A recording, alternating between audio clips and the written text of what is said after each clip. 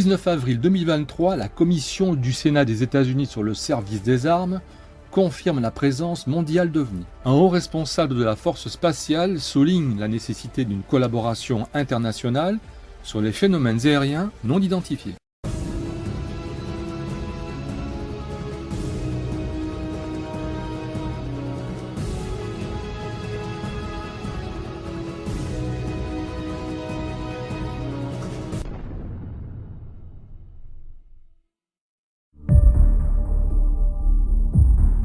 Le major général John Olson, assistant de mobilisation du chef des opérations spatiales, a admis avoir été témoin de phénomènes inexpliqués au cours de ses nombreuses heures de vol dans 83 avions différents. Il a appelé à une coopération internationale accrue et à l'échange d'informations, car les UAP ne se limitent pas à ces événements aux États-Unis. Voici 2 vidéos enregistrées par l'armée. La première se situe au Moyen-Orient et la deuxième en Asie du Sud.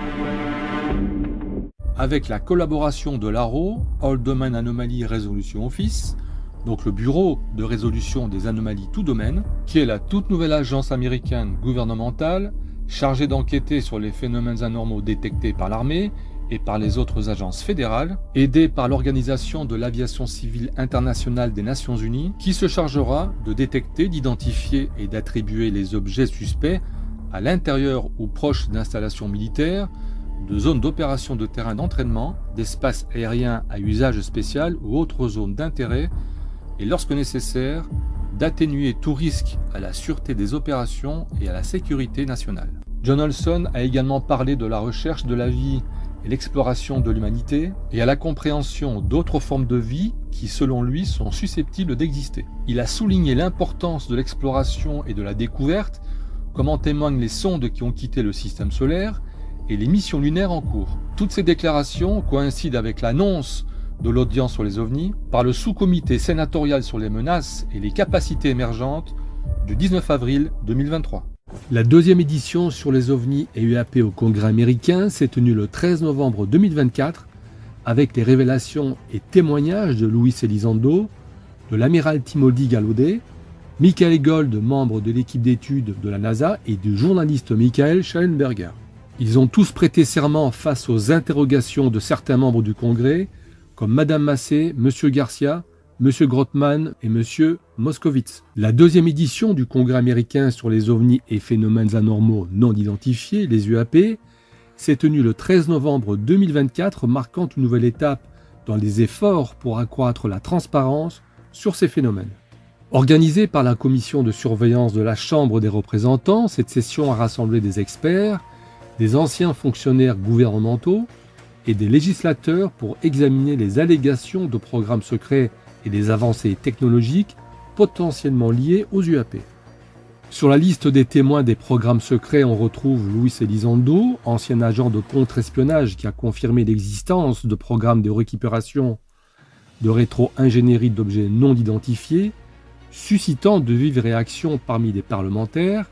Il a également évoqué des campagnes de désinformation menées par le gouvernement pour dissimuler ses efforts. L'amiral retraité Timothy Gallaudet, mettant en garde des risques potentiellement élevés quant à ces objets submersibles non identifiés pour la flotte américaine, soulignant la nécessité d'une meilleure compréhension scientifique et stratégique de ces phénomènes. L'implication de la NASA avec Michael Gold, membre de l'équipe d'études indépendant de la NASA sur les UAP, qui a présenté les conclusions de l'agence et qui n'aurait trouvé aucune preuve tangible d'origine extraterrestre, mais a recommandé des recherches approfondies pour mieux comprendre ces phénomènes. Et enfin, le journaliste Michael Shellenberger, qui accuse lui aussi le gouvernement d'opacité notamment à travers des programmes tels que Immaculate Constellation, une initiative secrète supposée de longue date. Malgré ces révélations, l'audience n'a pas apporté de révélations choc, mais a renforcé l'appel à une divulgation plus complète des données gouvernementales. Ces débats visent à répondre aux attentes croissantes du public en matière de transparence, tout en préservant les enjeux de sécurité nationale.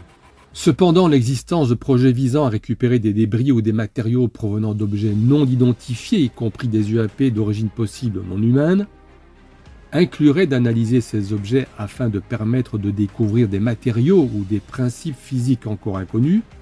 Cela offrirait donc une opportunité de repousser les frontières actuelles de la science, bien sûr, notamment en physique des matériaux, en propulsion ou encore en énergie. La maîtrise d'une technologie potentielle avancée conférerait un avantage stratégique majeur, que ce soit dans les domaines de la défense, de l'exploration spatiale ou des innovations industrielles, mais les objets submersibles non identifiés sont un enjeu capital.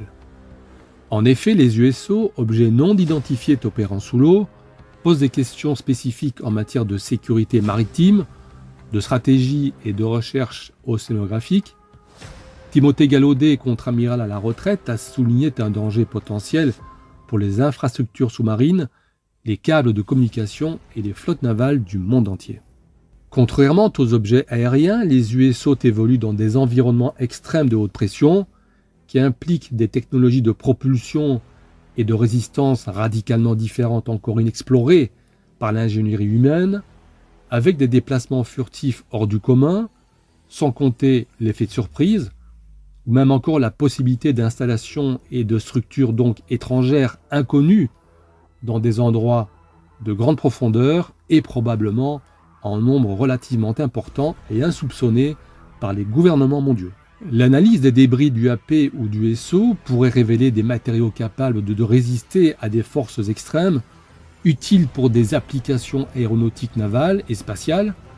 Ces objets sont souvent décrits comme se déplaçant à des vitesses incroyables sans signe de propulsion conventionnelle, ouvrant des pistes de recherche sur des systèmes énergétiques révolutionnaires. La compréhension et la maîtrise de ces technologies pourrait devenir un enjeu crucial dans un contexte de rivalité géopolitique. Ces programmes sont entourés de mystères en raison de préoccupations liées à la sécurité nationale et la divulgation d'informations sensibles. Certains observateurs dénoncent un manque de transparence alimentant les théories sur des dissimulations gouvernementales. L'étude des UAP et USO pourrait transformer la compréhension humaine des lois physiques et des capacités technologiques. Cependant, un équilibre est nécessaire entre transparence publique et protection des intérêts stratégiques. Les récentes auditions au Congrès montrent une volonté accrue de s'engager dans ce domaine, bien que les résultats restent encore limités. Every video, documentaries. I was privileged to be a part of something Dan Fair is putting together. I think many of us have interviewed for it, documentary over 30 different government officials. Every brick in the wall will help get us closer to getting to the truth. Take away just a few seconds about the Immaculate Constellation document you provided us today. I think that what the American people need to know is that the U.S. military and intelligence community are sitting on a huge amount of visual and other information, still photos, video photos, other sensor information, and they have for a very long time. And it's not those fuzzy photos and videos that we've been given. There's very clear high res, high resolution. How many visuals, graphics, videos, photos? I mean, I've been told hundreds, maybe thousands. I mean, I also wanted to say, because there was some conversation around concern around the revealing of these materials, revealing the source collections, but some of these are shot from helicopters using normal videos of oceans. I just think that's absurd that somehow you're going to be revealing some secret U.S. technology by revealing that you've photographed orbs off the coast of Kuwait. NASA Administrator Nelson affirmed the importance of NASA in helping us to understand UAP. Mr. Gold, if the government doesn't have the data it needs on UAP because, say, someone who saw something is concerned about stigma, public backlash, etc., or maybe there's just not good systems in place, how are we supposed to ultimately figure out what's going on? Yeah, thank you for the question. And let me compliment Administrator Nelson that there wouldn't have been a UAP independent study team if it wasn't for his leadership and courage. We're talking about data and where we can get data from. As I described, NASA has whole archives of data, much of which I believe will likely have information that will help inform UAP. We need only look. And again, in an era with AI and ML, we can relatively quickly and easily go through it. So I think it's something that we should encourage NASA to do. However, per Chairman Groffman's comment about UAP focusing on national security sites, I believe there's something, sir, that you may have heard of called sensor bias. That because we've got more cameras, more monitoring of national security, we don't know how extensive UAP activity may be over civilian areas. And this is to the second part of your question, where we're not collecting the data. We're not collecting sufficient data from pilots. We're not collecting sufficient data from civilian and commercial activities. And this is, again, where ASRS, I think, could substantially change that, get the data out there, and allow us to do good science. Thank you. I mean, on the data, I'm a really big proponent of transparency. But obviously, there's always a little bit of balance that we have to have in government on transparency as well. I mean, last year, NASA appointed a director of UAP research in response to the recommendation by the independent study team. In the final report, there's a quote: "Despite numerous accounts and visuals, the absence of consistent, detailed, and curated observations means we do not presently have the body of data needed to make definite and scientific conclusions about UAP." Can you just talk really quickly about that balance of security and transparency? So I can say, having served at NASA, it is the most transparent organization I've ever been in. When we would have conversations of executive leadership, things would leak out almost instantly. So I can assure you, intentionally or not, NASA's very transparent. I don't know if many of you worked with engineers or scientists. They love to talk. So I believe that NASA is a paradigm of transparency, but we must have the ability and the data to be able to be transparent with. And if we're not gathering that, if we're not looking at it, then we can't bring NASA into the game and get to that good science that you. Briefly, do you believe, just for the record, that the federal government, any part of the federal government, is knowingly concealing evidence about UAPs from the public? Yes, sir. 100%. Yes. Yes. Thank you. I also want to just go down the line. I know many of you have already said this, but I just, for the record again, just briefly, what do you believe UAPs could be or are? Strong evidence that they are non-human, higher intelligence. I echo my colleague's comment, sir. Genuinely do not know. Don't know, but we must find out. Okay, thank you. There is a document that will be entered into the congressional record today. Mr. Tim Burchett from Tennessee has this document, and we just distributed it to every member up here on the dais of this document. But this is going to be the original document from the Pentagon about Immaculate Constellation that Michael Shellenberger delivered to Congress today. So thank you, Mr. Shellenberger, for this information. We are all reading it in real time now, and Mr. Burchett will enter it into the record. But 12 pages about this unacknowledged special access program that your government says does not exist. Okay, Mr. Elizondo, you state in your testimony that, quote, advanced technologies not by our government or any other government are monitoring sensitive military installations around the globe, end quote. If these technologies are not made by any government, who's making them? Private companies, or are you implying they are crafted by a non-human intelligence? Well, ma'am, that's precisely why we're here. The problem is that, temporally speaking, over decades, not just the last 10 years, before, to put this in perspective, when Are these private companies you're implying, or is this non-human intelligence? it may be both. Okay. When it comes to Blue Force Technologies, I would not be able to discuss. Okay. Are you read into secret UAP crash retrieval programs? We would have to have a conversation in a closed session, ma'am. I signed documentation 3 years ago that restricts my ability to discuss specifically crash retrievals. I submitted for my book through the DOPSR process, which took a year for it to be reviewed. And what is in the book is what I was told I'm allowed to talk about. Has the government conducted secret UAP crash retrieval programs, yes or no? Yes, Okay, were they designed to identify and reverse engineer alien craft, yes or no? yes. Does the U.S. government have any reverse, okay, we already answered that question about retrieval programs. Do any U.S. contractors have the same? I would prefer to address that in a closed session, ma'am. Okay.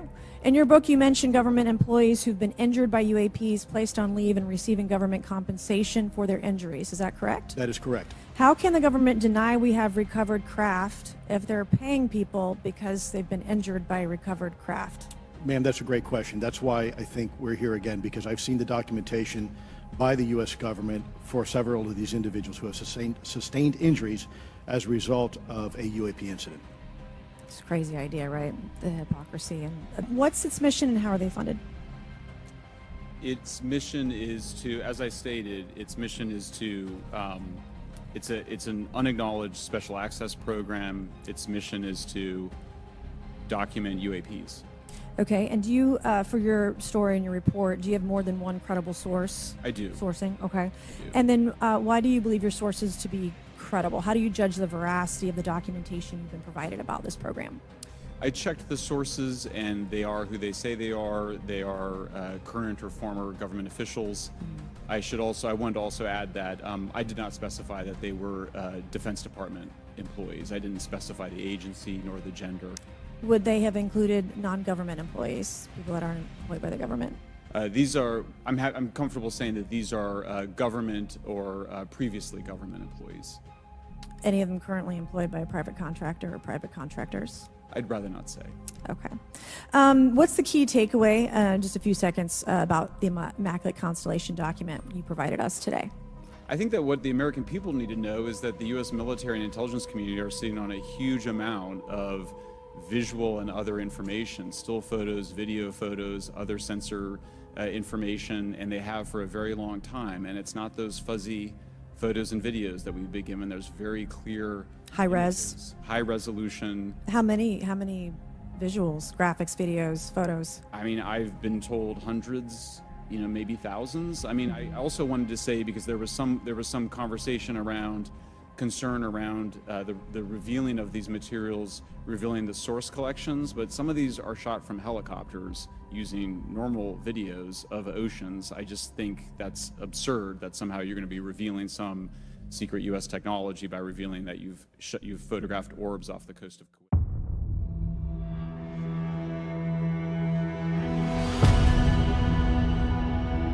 Has the U.S. government become aware of actual evidence of extraterrestrial, otherwise unexplained forms of intelligence?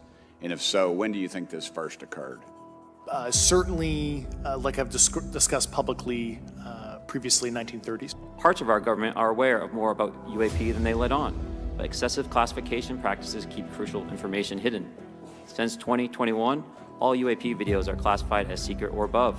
This level of secrecy not only impedes our understanding, but fuels speculation and mistrust. A small salt-white tic-tac object with a longitudinal axis pointing north-south and moving very abruptly over the water like a ping pong ball. As we pulled nose onto the object, within about a half mile of it, it rapidly accelerated in front of us and disappeared. Do you believe UAPs pose a potential threat to our national security? Yes, and here's why. The technology that we faced was far superior than anything that we had. You're talking something that can go into space, go someplace, drop down in a matter of seconds, do whatever it wants, and leave, and there's nothing we can do about it. If you believe we have crashed craft, stated earlier, do we have the bodies of the pilots who piloted this craft? As I've stated publicly already in my News Nation interview, Biologics came with some of these recoveries, yeah. Were they, I guess, human or non-human biologics? Non-human, and that was the assessment of people with direct knowledge on the program I talked to that are currently still on the program.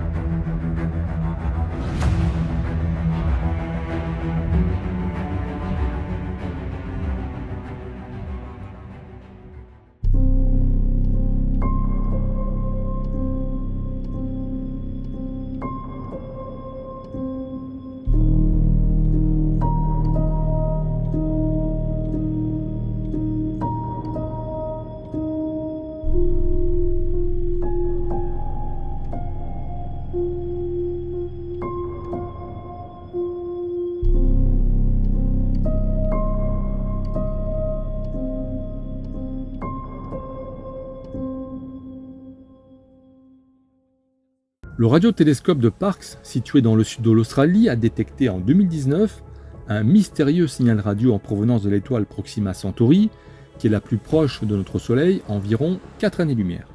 Classé sans suite, en 2021, le plus grand radiotélescope du monde, le FAST, avec ses 500 mètres de diamètre et une surface équivalente à 30 terrains de football.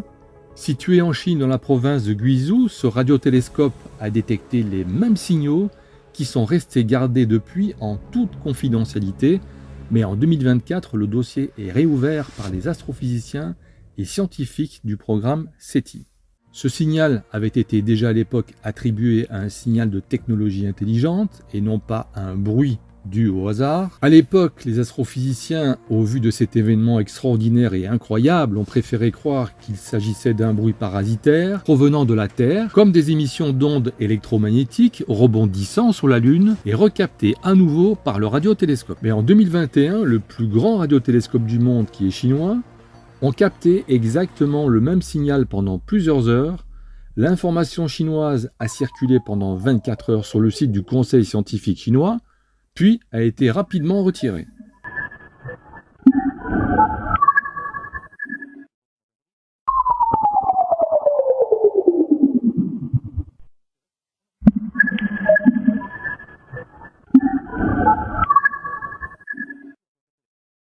Mais les Chinois, a priori, ont eu la même réaction que les Australiens, en se disant que c'était trop incroyable pour être vrai. En 2024, les astrophysiciens ont réouvert le dossier en le nommant BLC-1.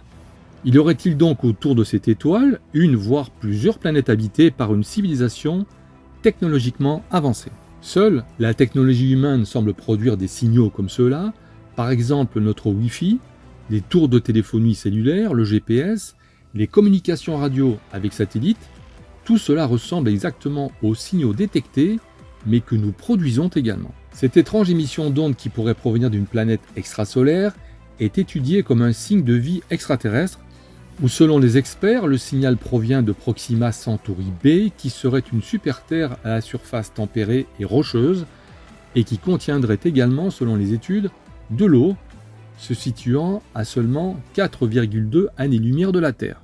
Certaines mesures ont même conduit à l'hypothèse qu'il y aurait donc une atmosphère.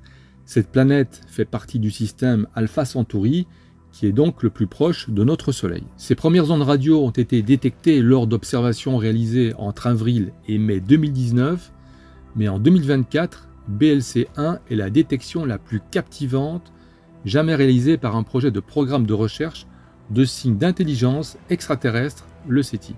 L'équipe rédige actuellement 2 publications qui décrivent le signal, ainsi qu'une analyse de suivi encore pour le moment inachevée, et devrait aboutir à un communiqué officiel de la part du Pentagone. Pour l'heure, les chercheurs continuent d'analyser le signal. Cela fait 60 ans que les scientifiques scrutent le ciel en quête de signaux radio venus du cosmos. Le projet OSMA, conduit en 1960 par Frank Drake, était la première étude sur le sujet. Contrairement aux ondes radio produites naturellement par le cosmos, ces signaux artificiels venant du cosmos ressembleraient beaucoup aux transmissions que les humains utilisent pour communiquer. Plusieurs indices permettraient de savoir si la source radio provient d'un objet cosmique éloigné, ou une planète orbitant autour d'une étoile. Au fil des décennies, les astronomes ont détecté de nombreux signaux qui provenaient de sources astronomiques précédemment inconnues, comme les pulsars, ces corps d'étoiles mortes tournant rapidement sur elles-mêmes et qui diffusent également des ondes radio dans le cosmos. Mais BLC-1 a passé tous les tests utilisés par l'équipe du SETI afin de filtrer les millions de signaux générés par les humains. Certains d'entre eux étaient cependant des interférences radio qui ont été donc écartées. Les algorithmes de ce programme est très optimiste quant à ce qui pourrait révéler de la technologie extraterrestre, mais cette découverte est passionnante car c'est la première fois que les algorithmes du programme trouvent quelque chose de vraiment intéressant. L'Institut SETI estime que BLC-1 est une carte postale provenant de notre système stellaire voisin, alors que d'un point de vue statistique, la Voie lactée doit être remplie de civilisations qui communiquent. Dans ce cas, il y aurait plus d'un demi-milliard de sociétés au sein de notre propre galaxie. C'est tout simplement énorme. Jill Tarter de l'Institut SETI a déclaré Observer une interférence et penser que c'est peut-être ce que nous recherchons, puis déterminer ce que nous devons faire pour l'identifier est l'objectif, afin d'obtenir un résultat sûr.